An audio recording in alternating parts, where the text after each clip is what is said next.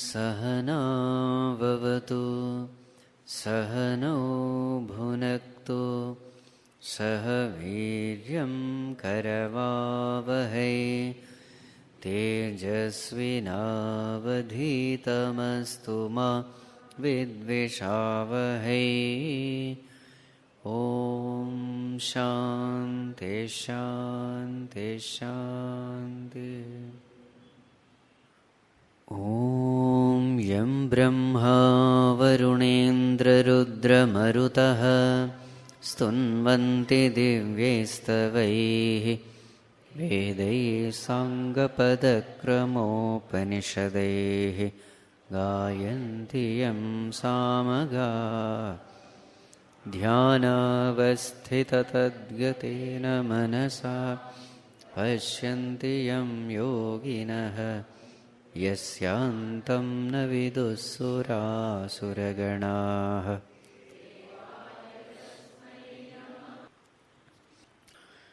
So Bhagavan, having explained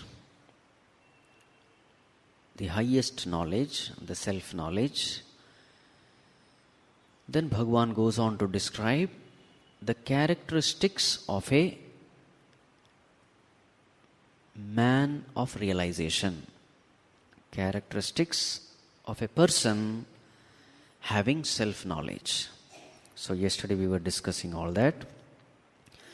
How he remains untainted by the actions he performs. How he remains ever contented, peaceful, blissful, free from anxieties, free from worries. And then, now all these qualifications or all these virtues are because he is holding on to the reality. So even while living, he is liberated. So then what is his vision when he sees the world? What is his vision? Everything is self and self alone. Brahmarpanam brahmahavihi brahmagno brahmanahutam brahmaiva tena gantavyam brahma karma samadhina. What is his name? Brahma karma samadhi. The one whose mind is absorbed in Brahman alone. So whatever he sees Brahman alone. Now, this is the highest stage of spiritual evolution. So in the beginning, while this knowledge is given, we divide the whole world into two entities, consciousness and matter. This is how we begin. But finally, what is the experience of a realized saint? There is nothing called matter, there is only consciousness. Because what is the nature of consciousness? Existence. Sat. Sat, Chit, Anand. In that Sat means existence. So if consciousness is existence, what does it mean? Whatever exists should be consciousness. Or other than consciousness, nothing should exist. Or if something appears to exist, it is only an illusion. What exists is only consciousness. So this vision he gains. So whenever he is in the world, what is he seeing? He is seeing only consciousness upon which things and beings are projected.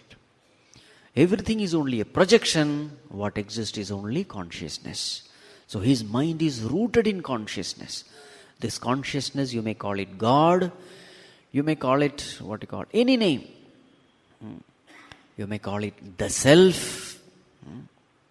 You may call it the truth.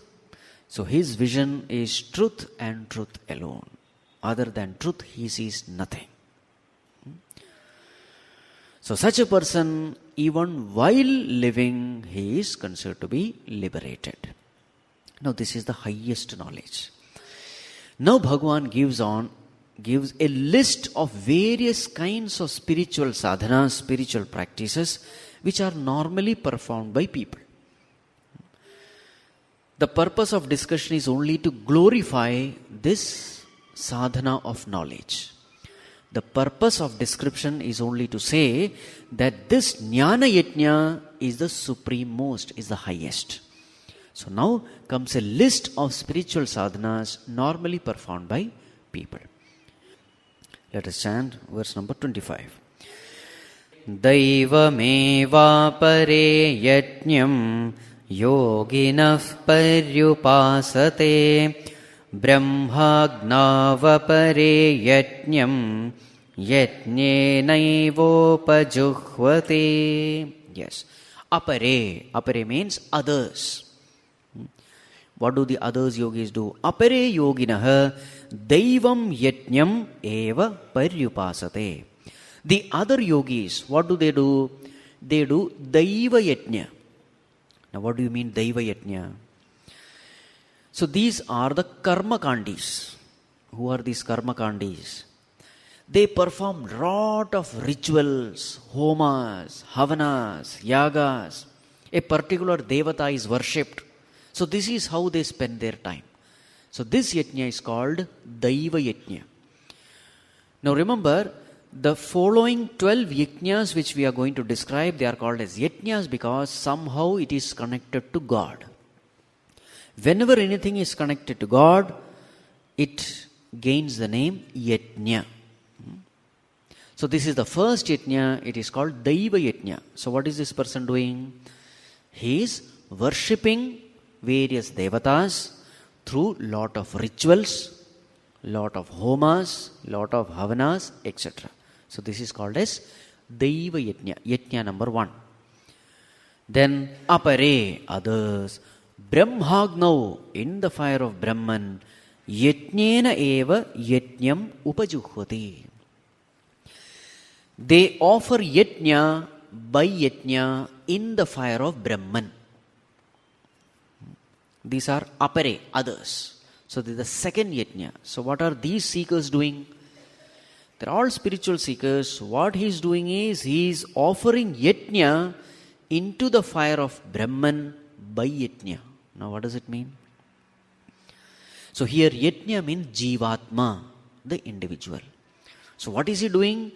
He is offering himself into the fire of Brahman by himself.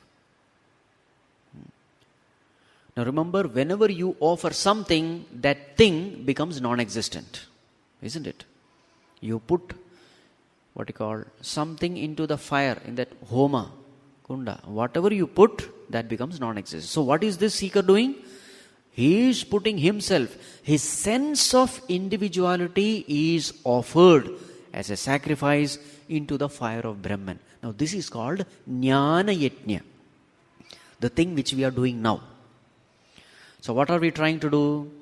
We are trying to know the truth, and we come to know that Jivatma doesn't exist. What exists is only Paramatma, which is consciousness.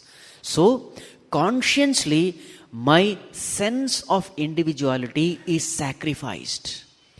My ego is sacrificed in the fire of Brahman. What is this Brahman? Consciousness. So I am deliberately trying to efface the sense of individuality with knowledge into the fire of Brahman. So what remains is only fire in the end. What remains is only consciousness. So when I disidentify from BMI and identify with consciousness, what happens? Jivatma is dead.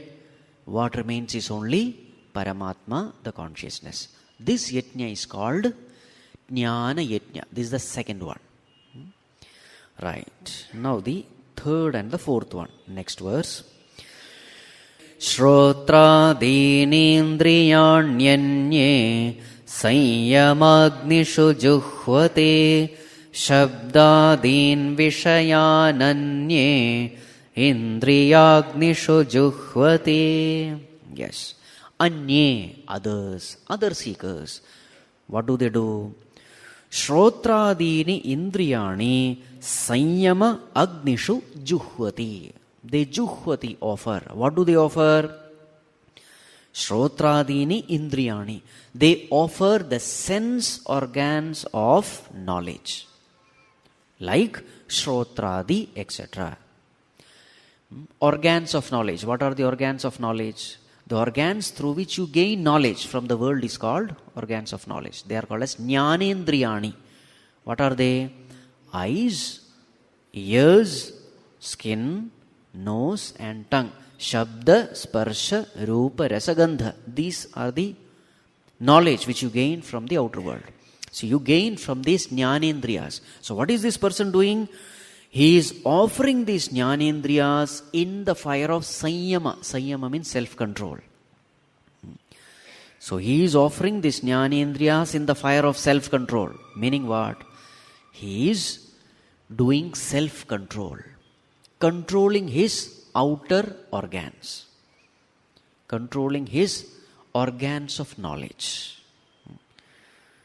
So this we can call Indriya Sanyama Yajnaha.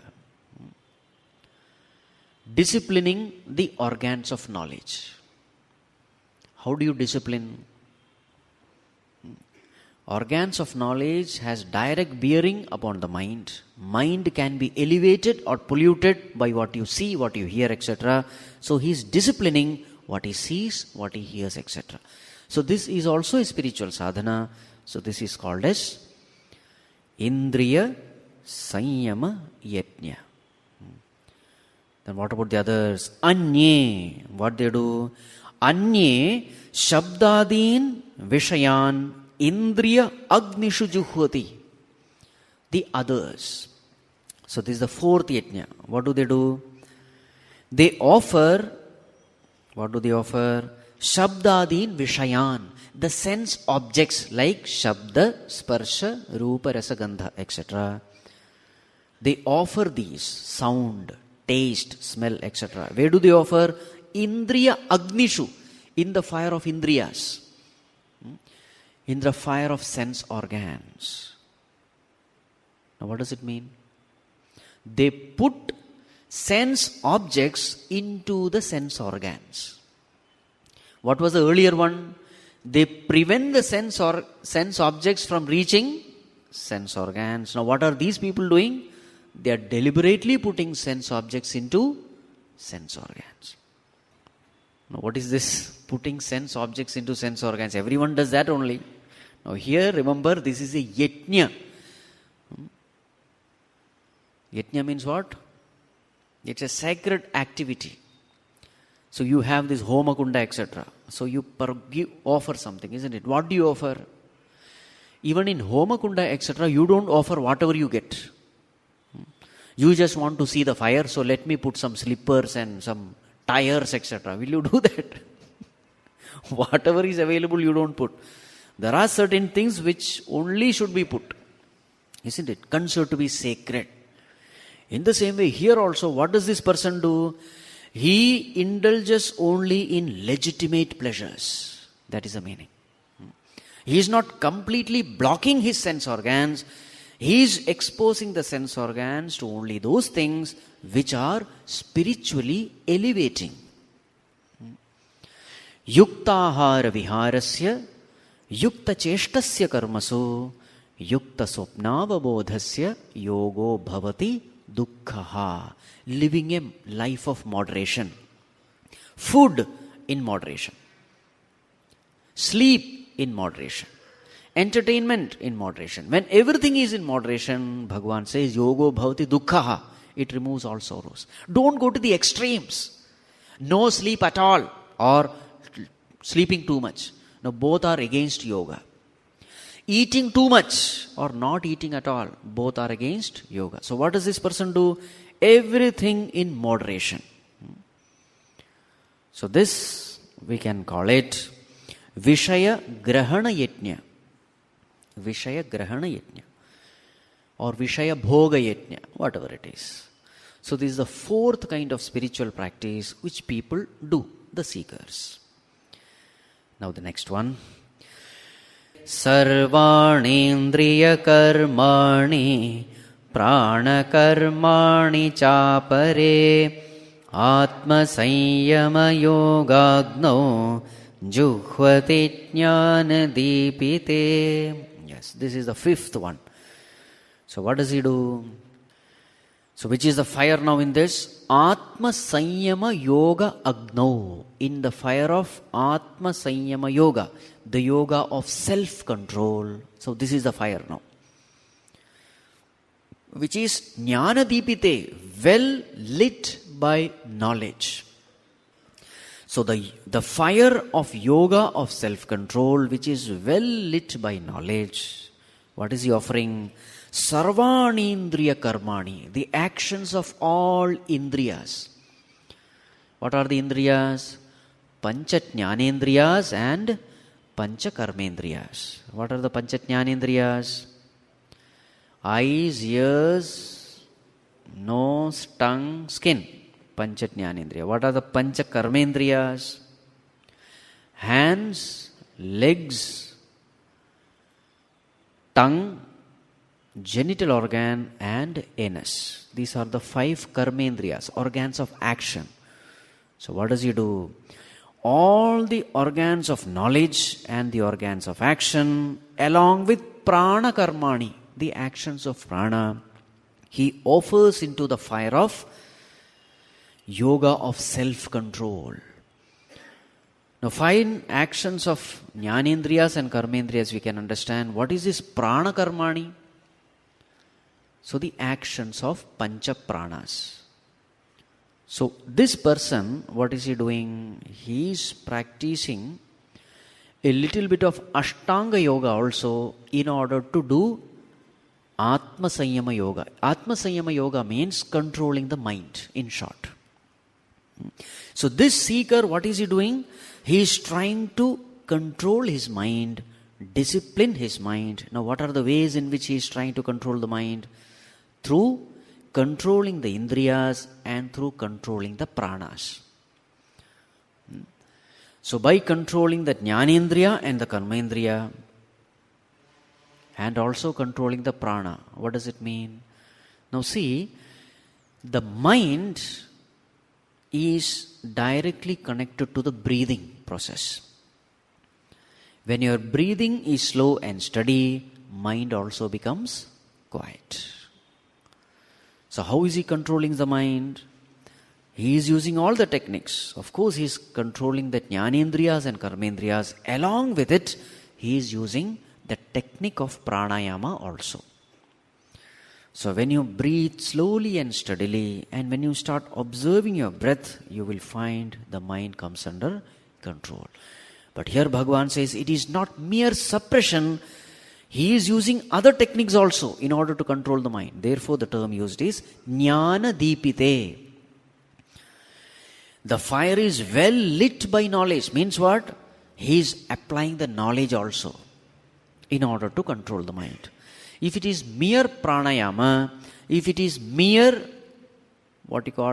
cutting off from the outer world and simply doing pranayama, mind will remain only suppressed. That is not true control of the mind. If you want to keep the mind quiet, then you must use knowledge also. What is the knowledge? If the thoughts entertained are good and noble, then the mind will be peaceful. Now this is knowledge. So what is he doing? Chitta vritti nirodha. Patanjali Yoga Sutra. Yogastu chitta vritti nirodha. That's what this person is doing. So he is practicing yama and niyama also. Devotion for God is practiced. All the virtues are practiced. Satyam, ahimsa, brahmacharya, etc. He is practicing all of them. Because all of them is directly connected to the peace of the mind. So this is what he is doing. Let us call this yajna as Atma Sanyama Yajna. So this is the fifth one. Atma Sanyama Yajna. Now the next one. Dravya Yajnastapo Yajnaha Yoga Yajnastatha Pare Swadhyaya Jnana Yajnascha Yataya Samshita Vrataha. Yes. Others, what do they do? Dravya Yajnaha. So this is the sixth one. Dravya Yajna. What is Dravya Yajna? Dravya means matter. So what he is doing is, he is doing charity. So giving wealth, clothes, food, knowledge. So whatever you have, you give it to others. Doing lot of seva. All this come under Dravya Yajna. You are doing charity. Now why is it called? See, if it is mere charity, it will not be Yajna. You are doing charity in the name of God. God is related. That is why this is Yajna. This is another one. Dravya Yajna. This is also accepted. And then, so this is the sixth one. Seventh one, Tapo Yajna. So what is this seeker doing? He is doing lot of tapas, austerity. Again, for the sake of God. So what all kinds of austerity it can mean? Maybe controlling the food, fasting, that is an austerity. Or practicing mauna, that is also an austerity. Doing a lot of japa, fine, that's all. Varieties of austerities. In the modern times, austerities may include keeping away the internet, Facebook, WhatsApp. That is also an austerity. Wherever there is addiction, you are trying to de-addict yourself. Wherever you feel, I am becoming a slave, it can be tea, it can be coffee, whatever. You feel that you are becoming a slave of such and such thing, so you try to keep it away for some days, so that you gain mastery over it. So all these things can come under Tapo Yajna. It's a tapas. Tapo Yajna. So this is the seventh one. And then Yoga Yajna. There's the eighth one. Yoga Yajna. What is Yoga Yajna? So here yoga means Ashtanga Yoga. Yama, Niyama, Asana, Pranayama, Pratyahara, Dharana, Dhyana, Samadhi. Ashtanga Yoga. Ashtanga, 8 limbs. So here is a person who is practicing this Ashtanga Yoga. So then this person is called Yoga Yajnaha. Those who are practicing Ashtanga Yoga. So this is the 8th one. And then Swadhyaya Yajnaha. Swadhyaya Yajnaha. So what is this Swadhyaya Yajna? Swadhyaya means, now in this context, Swadhyaya means chantings, Parayanam. That is also a kind of spiritual practice. So there are people who love this. Chanting Vedic mantras, chanting Vishnu Sahasranama, chanting Lalita Sahasranama, all of them come under Swadhyaya. Remember, here the seeker is not trying to understand the meaning, he is only chanting. Mere chanting. That is called Swadhyaya Yajna. So this is the 9th one. And then next one, Jnana Yajnaha. Jnana Yajnaha. So in this context, Jnana Yajna means studying the scriptures, understanding the meaning. This is called Jnana Yajna. This is the 10th one. And then Bhagavan says, Yatayaha, they are all strivers, striving hard. Samshita Vrataha, they are people with firm resolve. Day by day, they intensify their sadhanas. They are firm in their vows. Means what? Once they decide that yes, this morning 1 hour puja has to be done. So every day they do. It's not that once in a while they do something. No, that is not called yajna. They do it regularly, strictly, and they are firm in their resolves. Samshita vrataha. Those people who have sharpened, samshita means sharp, tikshna, who have sharpened their vows. So how many over now? 10. Now the 11th one, verse number 29. Apane juhvate pranam prane panam tatha pare pranapanagati ruddhva pranayama parayanaha. Apare, others. So what do the others do? Apane pranam juhvati. So here apana means inhalation, prana means exhalation. So what are the kinds of seekers this? They are pranayama parayanaha. Pranayama parayanaha means what? Always practicing pranayama. So now varieties of seekers who are practicing varieties of pranayamas are mentioned here. So some of them, what do they do? Apane pranam juhvati.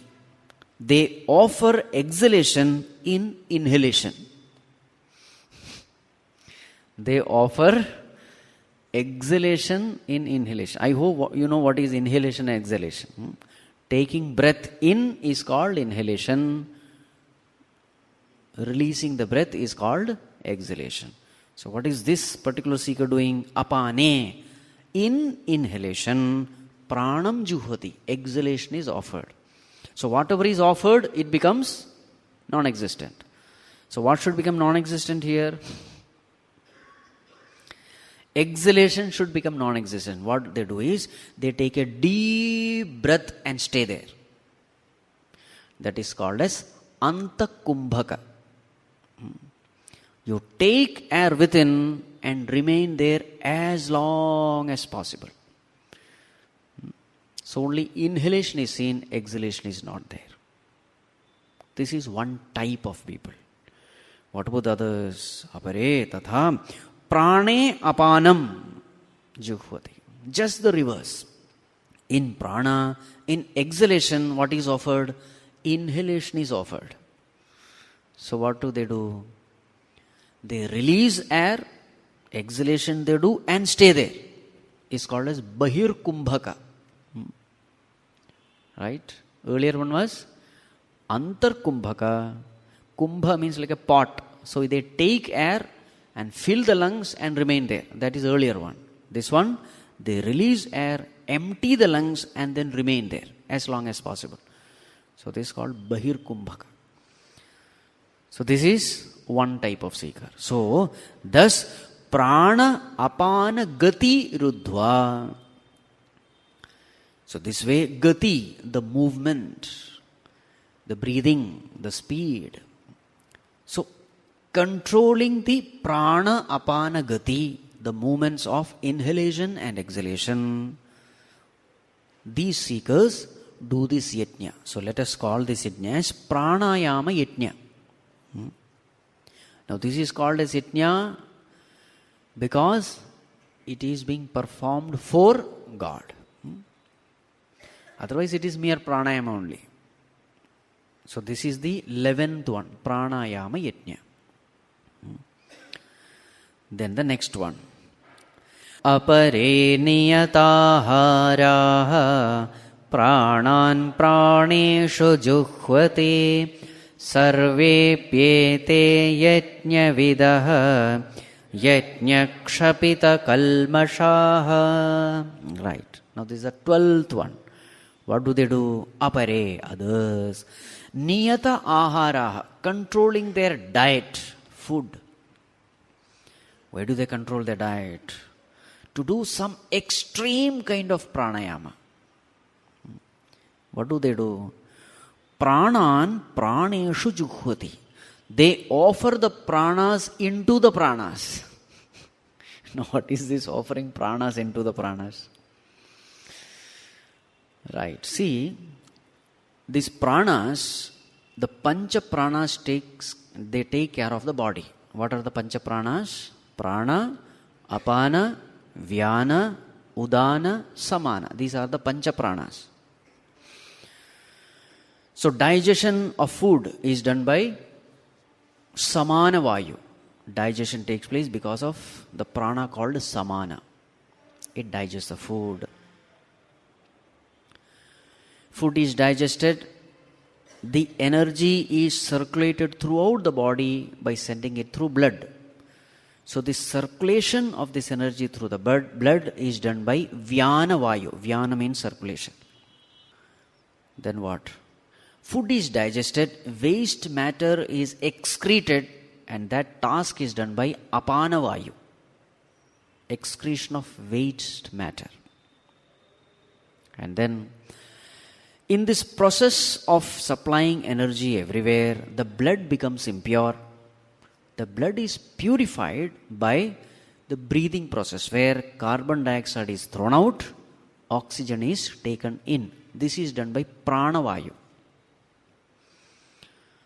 Right? And now there is one vayu called udana vayu. It is used in emergency conditions only. What does this udana vayu do?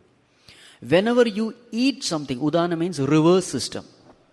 Whenever you eat something and it creates indigestion or something like that, you vomit. Now vomiting is a reverse system. Whenever some dust enters into the eyes, water comes out. It is done by udana vayu. Very rarely used, only in emergency condition. So these are the functions of prana, apana, vyana, udana, samana, pancha pranas. Now what is this person doing? He is trying to master these pranas. It's a very subtle process. Now these techniques are all mentioned in Patanjali Yoga Sutra. Don't ask me, I don't practice all this. Right? They are practitioners. And then what they do, they try to win over these pranas. Once you are able to win over these pranas, you have mastery over these functions of the body. You have the mastery. So what is being said here is pranan praneshu juhvati, means suppose he has mastered the prana vayu. Prana, apana, vyana, udana, samana. So the first one is prana. Suppose he has mastered prana, so the other four he puts into this prana. Whatever he has mastered, he puts all the other pranas into this prana which he has mastered. This is what is said. What it means, I don't know. In short, what they are trying to say is, he has mastery over the physiological functions. Now there are yogis who can even control their heartbeat also. There are yogis. Now these all things can be done. It is possible. There are certain techniques. In Bhagavatam you find Dhritarashtra, he is burning his body in yoga agni. The story comes in the first canto. So Dhritarashtra. So this is how he leaves the body.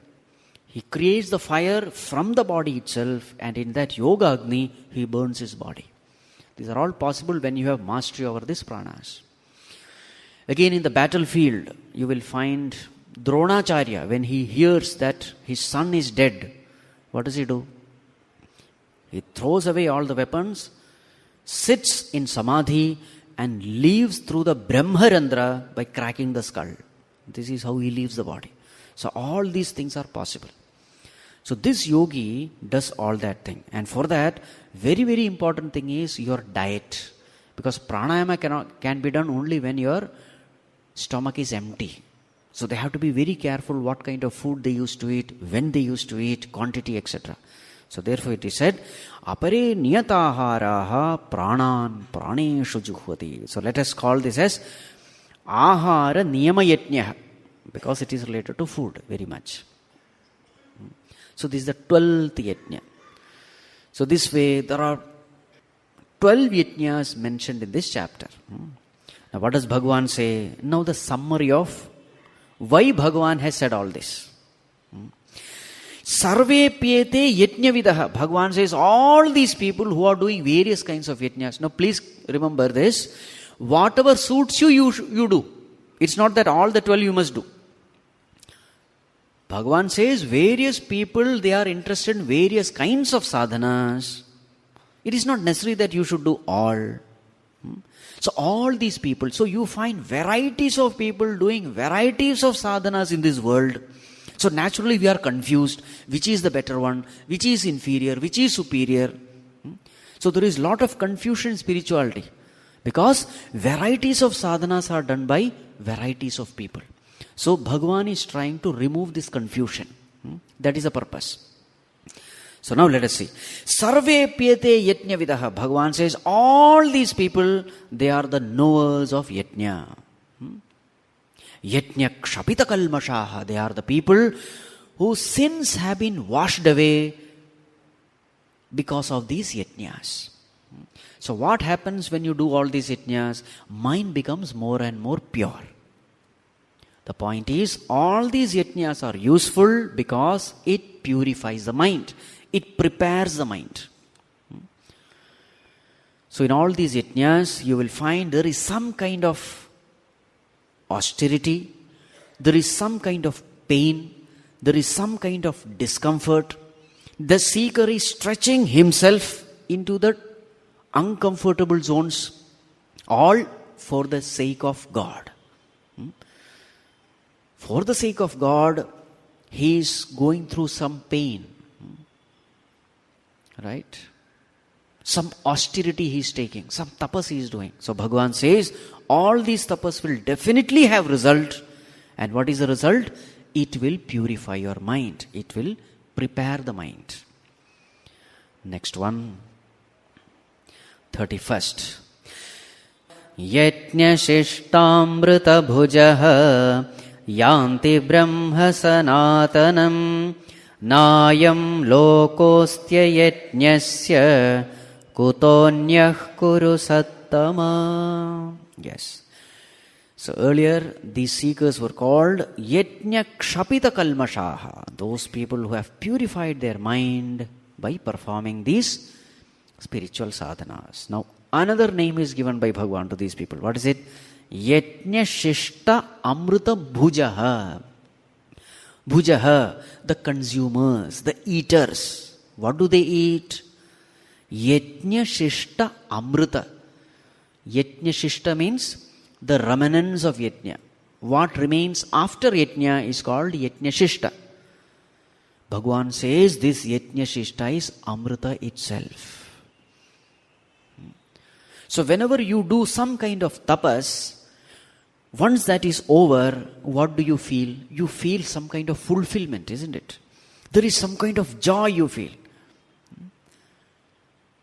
There is a sense of joy, a sense of fulfillment, a sense of contentment. Whatever kind of yajna you do, end result is a sense of fulfillment. This fulfillment, Bhagavan says, it is amrita itself. Because actually, this fulfillment gives a glimpse of the infinite joy of the self. It's a glimpse. It is not the joy of indulgence. The joy of tapas is highly rewarding, highly fulfilling compared to the joy of indulgence. Indulgence also gives you joy, but it's a third-rate joy.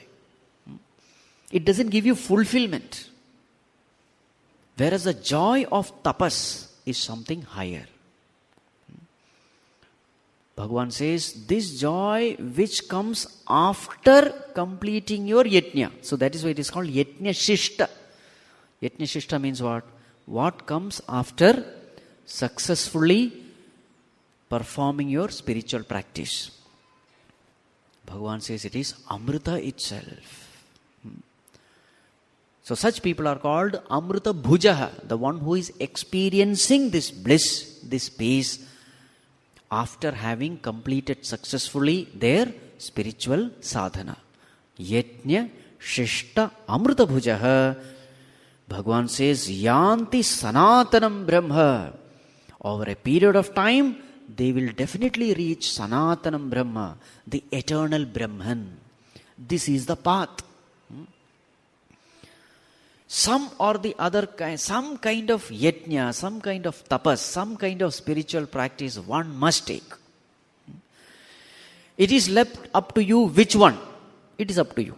Different people have different nature, different inclination. According to your inclination, you must take up some kind of yajna. So those people who take up some kind of spiritual austerity, Bhagavan says, definitely over a period of time, they will reach that infinite eternal Brahman.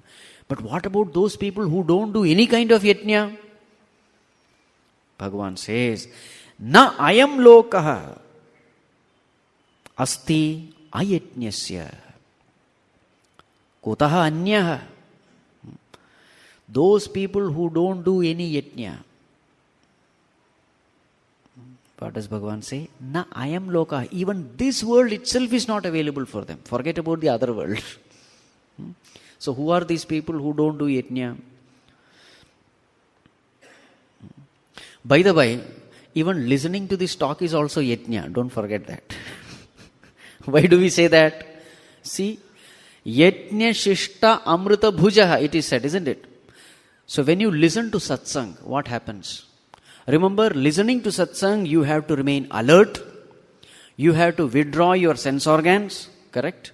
There is a discipline. You have to sit in a chair without moving, constantly listening for 1.5 hours. Now there is a tapas involved. Not everyone can do it. And constantly you are thinking what is being said. You have to pay attention. That is also a tapas. So what is the result of tapas?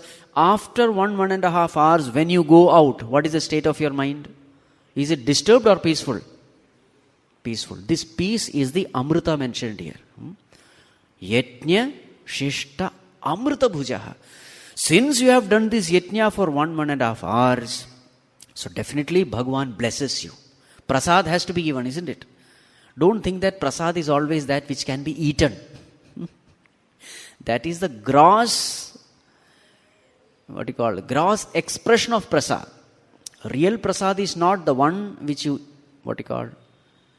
real prasad is not that which you eat physically. Real prasad is the mana prasad, the cheerfulness of the mind, the peace of the mind. This is a real prasad. But the gross people, they won't understand that. So therefore, gross prasad is given. That is something which can be understood, appreciated by all. Real prasad is the cheerfulness of mind, the peace of mind.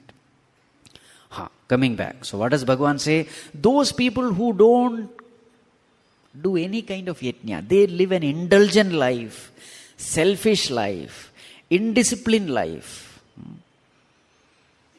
Such people, they don't take up any kind of austerity, any kind of discipline. Na ayam lokaha. Even this world is not available for them. Means what? Physically, they will have lot of diseases.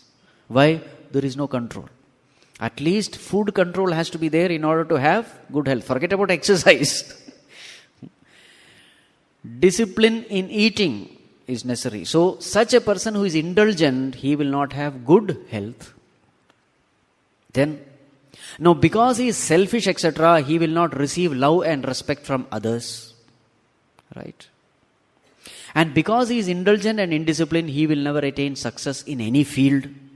If you want to achieve success here in this world, discipline is necessary.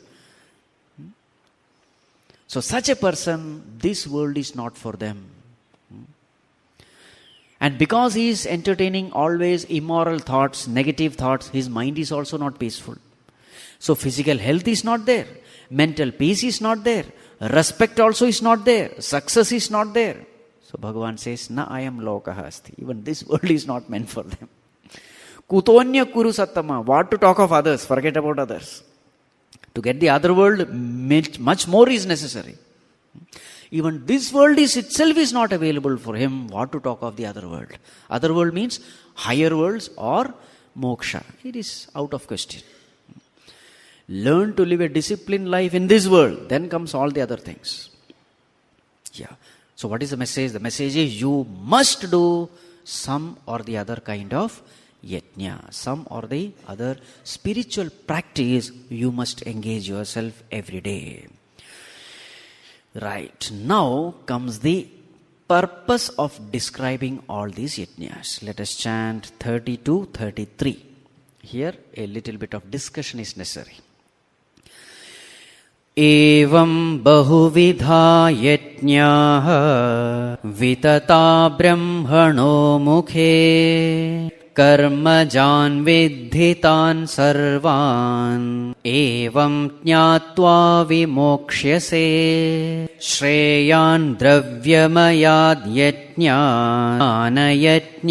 परन्तप सर्वं कर्माखिलं पार्थ ज्ञाने परिसमाप्यते. Yes. Evam bahuvidha yajnaha. In this way, varieties of yajnas. Brahmana mukhe vitataha. In this way, varieties of yajnas lie spread from the mouth of Brahma. Here Brahma means Vedas. So in this way, lots and lots of yajnas are mentioned in the Vedas. This is the meaning. These are only 12 yajnas, but there are many more mentioned in the Vedas. So what Bhagavan is telling is, it has a scriptural authority. All these yajnas have come from scriptures alone. It has come from Vedas alone. So therefore they are acceptable. They will definitely give results. But now comes to the main point. What is the main point? What is the purpose of these yajnas? How long these yajnas can help me? What is the purpose? What are the advantages? What are the disadvantages? This clarity must be there. Now Bhagavan gives the clarity. What is it? Tan sarvan karmajan vidhi. This is the point. Understand all of them to be karmajan, born of karma. What will happen if I know this? Evam jnatva vimokshase. Knowing this, you will be liberated. Now what does this mean? Shreyan dravyamayad yajnat jnana yajnyaha parantapa. Now Bhagavan puts all the yajnas in two categories. What are the two categories? One is dravya yajna, the other is jnana yajna. Whatever kind of sadhanas you do in this world, everything can be classified into two. One is dravya yajna, the other is jnana yajna. And what does Bhagavan say? Sarvam karmakhilam partha jnane parisamapyate. Whatever sadhana you do, ultimately it has to end in jnanam, knowledge. Whatever sadhanas you do, it has to end in knowledge. Now let us spend some time here. Now, as Bhagavan said, there are two types, two categories of yajna. What are they? Dravya yajna, the other is jnana yajna. Now what is this dravya yajna? Dravya means matter. So whatever yajnas you perform using the matter, matter means body, mind, intellect. Whatever spiritual sadhana you perform using your equipments for a physical result. What is the result? Some physical result. Now that physical result is also a part of matter, therefore it is also dravya. He is not trying for jnana, he wants something from the world. So therefore that is dravya. Actions are performed with BMI for dravya.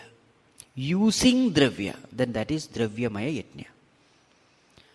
In sharp contrast, what is jnana yajna? In jnana yajna, you are trying to gain knowledge.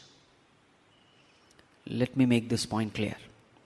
So when a person is doing any kind of tapas, maybe it can be some kind of upasana, maybe it can be some pranayama, maybe it can be some homa, havana, ritual, whatever it is, in dravya yajna, he is not questioning his identity. What is his understanding about himself? I am this body. This jivatva bhava is not questioned. accepting that I am a jiva, he is performing lot of sadhana. So will that sadhana remove self-ignorance? No. Because he is not striving for self-knowledge. Are you getting it? He may get some result because of that sadhana, no doubt. But his ignorance will remain. Because that ignorance has never been questioned. Jivatva bhava has never been questioned. Are you able to follow? Consciousness is identified with BMI. That identification remains even when he is doing lot of tapas, lot of sadhana, etc. That identification remains. Therefore, jiva bhava remains. So what happens at the end of all these sadhanas? His mind becomes pure, no doubt. He becomes a better person, no doubt. He becomes a more evolved person, no doubt. He has more control over the mind, no doubt. But what remains? Jiva bhava remains. You understand? But what about in Jnana Yajna? In Jnana Yajna, what are you trying to do? You are trying to understand what is this knowledge. So you come to know consciousness identified with BMI is the cause of my feeling of sense of individuality. I am infinite consciousness and I am not able to experience the properties of consciousness because of identification. Therefore, I must disidentify from BMI.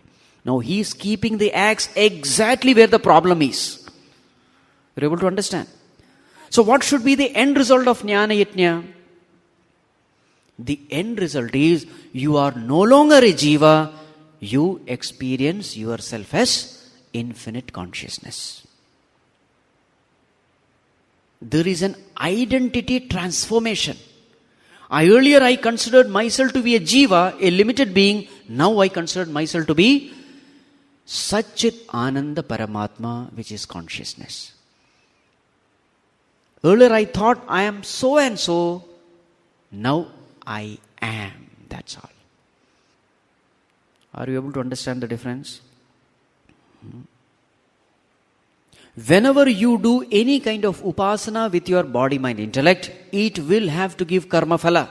Any karma has to give karma phala. Now, a dravya yajna, a person who is doing dravya yajna, who is doing upasana without knowledge, he will get result. But what kind of result will he get? Limited or unlimited? It has to be a limited result because his efforts are limited. When you perform limited actions with limited equipments, what kind of results it should give? It should give only limited results. What about this jnani?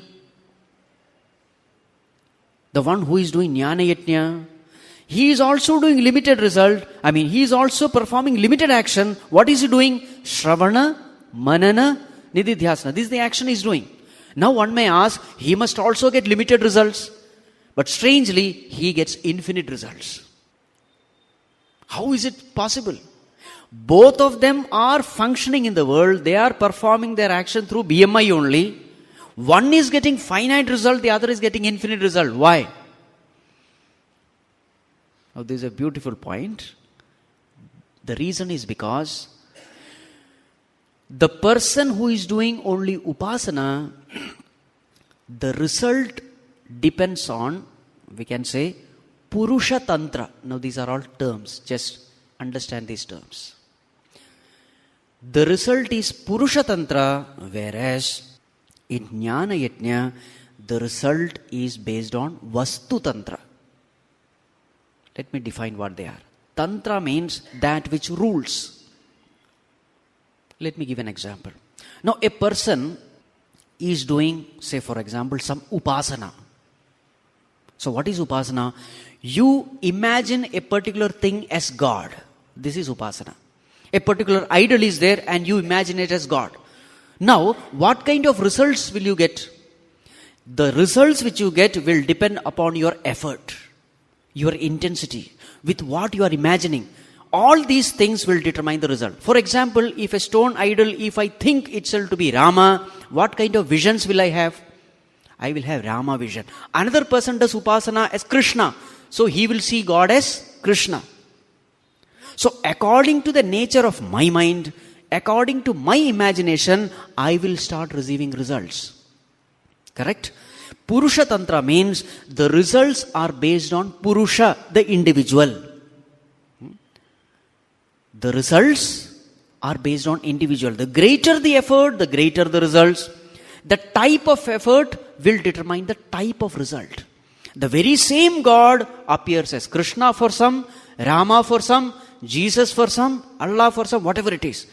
It is Purusha Tantra, meaning the result will depend upon the individual. What about Jnana Yajna? It is not Purusha Tantra, it is Vastu Tantra. The result will depend upon the nature of that thing. If I want to know fire, is it Purusha Tantra or Vastu Tantra? It is Vastu Tantra because I will have to know fire as that which is hot. I have no choice. You understand? When the right effort is made, I will have to know fire as hot. If I say fire is cold, then it is wrong. You will have to know things as it is, as the nature of that thing. You have no choice there. Whoever has to know fire has to know fire as hot. It is not based on your effort or your type of imagination. No, it is based on the truth. And as far as the truth is concerned, you have no choice. So it is called Vastu Tantra. It depends on the Vastu. It depends on the thing. So the knowledge is ruled by the nature of the thing. You have no choice. So in Jnana Yajna, what are we doing? We are trying to know who we are. I don't want to know who I am in my own imagination. I don't want any imaginative knowledge. What I want is truth. So in Jnana Yajna, what are you trying to do? You are trying to know the truth as it is. Now here, you don't have a choice. You must know it as it is. Are you able to follow? So there are sadhanas where the results will depend on your imagination, your effort, etc. There are sadhanas where the result will depend on the nature of the object. There is nothing called more effort or less effort. You have to know the thing as it is, full stop. How much ever effort is needed, that you have to put in the right direction. But you have to know the thing as it is. So in Jnana Yajna, what are you trying to know? You are trying to know yourself. And how will you know yourself? You will have to know yourself as Sat, Chit, Anand. You will have to know yourself infinite, immortal, blissful consciousness. You have no choice. Are you able to understand? So there are varieties of sadhanas in this world. These sadhanas can be classified into two. Some are sadhanas where your effort will yield result. Results are based on your effort. For example, you do lot of charity, etc. According to that charity, that punya is generated. That punya will decide what kind of body you will get in the next birth, which kind of world you will go in the next birth, which kind of parents you will get in the next birth. Everything will depend upon the punya. More punya, the better the birth. Less punya, inferior the birth. That's all. Are you able to follow? Whereas in Jnana Yajna, there is no such thing. You have to know the truth as it is. No choice is given to you. The truth is determined by the nature of the object, not by the effort of the person. It is Vastu Tantra, it is not Purusha Tantra. Are you able to follow? Now, as far as Dravya Yajna is concerned, results are always limited because the results are based on your actions. Your actions are limited, therefore results are also limited. What about in Jnana Yajna? There also you are doing Shravana Manana Nididhyasana, no doubt. They are also limited actions. So should it produce limited result? No, because he is trying to know the nature of the thing. And what is the nature of consciousness? It is infinite. Therefore, he gets infinite result. Why is he getting infinite result? Not because he has put infinite action. No. It is not because he has put infinite action that he is getting infinite result. He is getting infinite result because that is the nature of the thing. Are you able to follow? So Bhagavan says, all other sadhanas except Jnana Yajna, it is karmajan. Meaning what? Results are finite.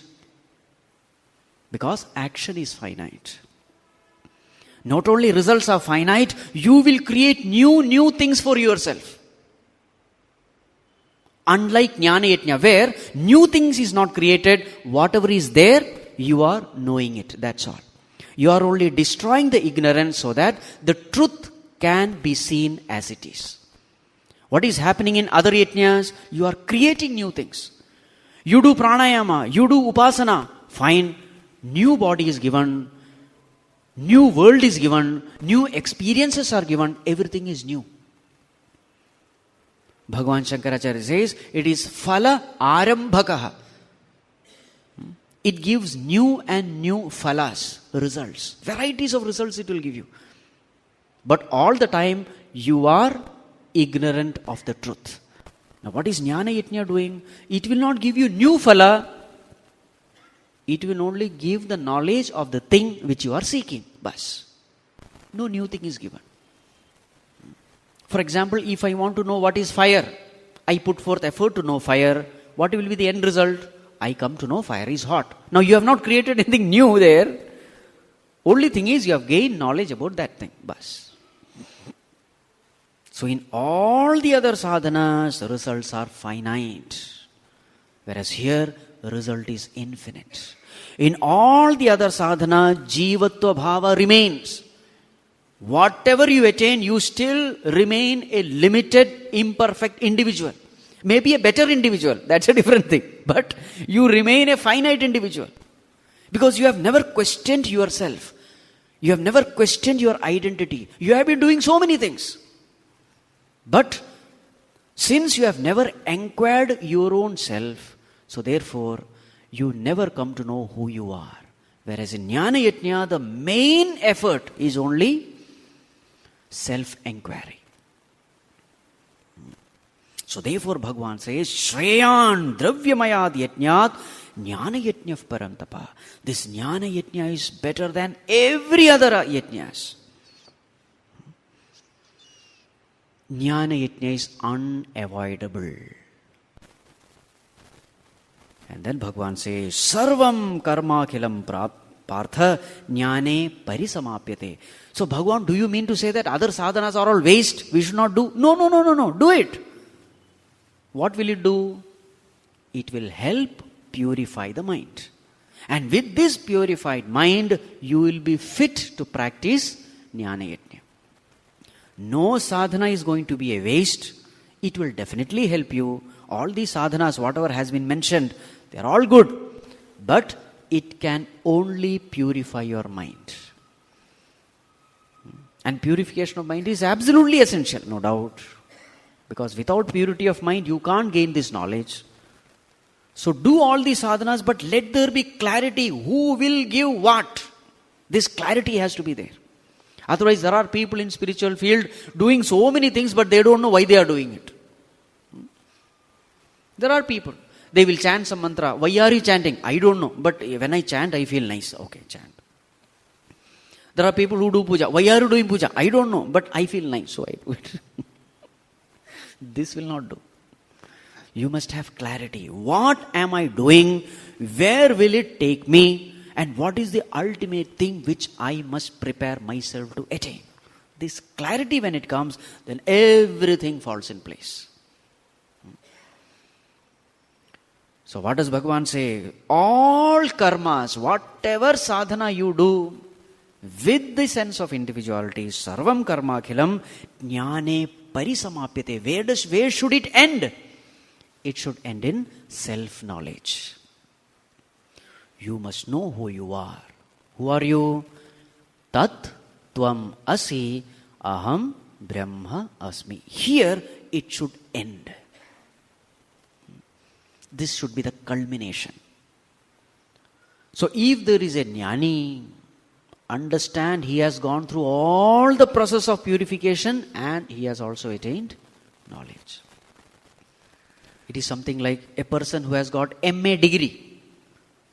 So when a person says he has got an MA degree, so it is understood what? He has gone to LKG, UKG, first standard, second. No, you don't have to keep writing all that. 1, 2, 3, MA. That's not needed. It's understood. If a person has got a MA degree, he has gone through all that, isn't it? In the same way, if a person has gained self-knowledge, what has to be understood? He has gone through all those purification process and the knowledge gaining process. That is why in verse number 18, Bhagavan say, Sayuktah kritsna karma krit. He is the one who has performed all actions. Now you understand the link. Verse number 18. Karmanya karma yaf pasyet. Akarmani cha karma yaha. Sabuddhiman manushyeshu sayuktah kritsna karma krita. He is the one who has performed all action. Meaning what? The purpose of action is purification of mind. He has done it. And the purpose of this action called Shravana Manana Nidhyasana, it is to gain this knowledge. He has done it. So therefore, he is the one in whom the actions have attained fulfillment. Is it clear? Yes. Now the next topic begins. Bhagavan, how to gain this knowledge? I understand this knowledge is great. This is the best knowledge. How to gain? Is there a process? Bhagavan says, yeah, of course. Just like any other field, just like any other science, you must know by, getting the right teacher. So this knowledge also has to be gained by getting the right teacher. That is the next verse. Let us just chant that verse. Beautiful verse. Tadvidhi pranipatena pariprasnena sevaya upadekshyanti te jnanam jnaninas tattvadarshinaha. Yes, how to gain this knowledge? Tadvidhi. That great knowledge. Know. How do you know? There are 3 conditions. What you should do? Approach a teacher. Tadvidhi pranipatena. Fall at his feet. Then pariprasnena. Ask questions to him. Sevaya. Serve him. These are the 3 things. Service, questioning, and then surrender. Then what will happen? Upadekshanti te jnanam jnaninaha tattvadarshinaha. Those jnanis, those realized people, jnanis, tattvadarshis, in experience they have known this truth. They will upadekshanti, they will advise you, they will lead you, they will guide you in this path of knowledge. But this will happen only if you approach them in the right way. So what is the right way of approaching them? Pranipata, surrender. Pranipata means falling at his feet. Sashtanga pranama is called pranipata. Fall at his feet, meaning approach him with an attitude of surrender. Approach him with an attitude of humility. Don't approach him with arrogance. Keep aside all your worldly knowledge. You may be a great PhD holder. Keep aside. Like a Buddhu, you go there. Oh teacher, I don't know anything. I am a 00. With this humility, you approach the teacher. And then what you have to do? Pariprasnena, ask relevant questions. Relevant questions means what? Don't ask, oh Guru, teach me how to read palm. Predict my future. Will I get married or not? Not all this nonsense. Ask relevant questions. Questions related to spirituality. Who am I? Who is this God? Where did I come from? What is the purpose of life? Is there something called death? Is there something called God? Is there something called right living? Now, these are all relevant questions. Pariprasnena. But then before that, sevaya, serve him. Why do you serve? You serve so that you can get tuned to the teacher. Tuning is necessary. So right attitude, right tuning, and right inquiry. With this, you approach the teacher, and those masters are eagerly waiting to give you knowledge because they are oceans of compassion. Karuna Sagara they are. They are ever willing. But only thing is, from your side, this attitude must be seen. Then they will definitely bless you with this knowledge. More of it we will see tomorrow. Om Sarve Bhavantu Sukhinah Sarve Santu Niramayah Sarve Bhadrani Pashyantu Ma Kaschid Dukkha Bhag Bhavet Asato Ma Sadgamaya Tamaso Ma Jyotirgamaya Mrityorma Amritam Gamaya Om Shanti Shanti Shanti Harihi Om Shri Gurubhyo Namaha Harihi Om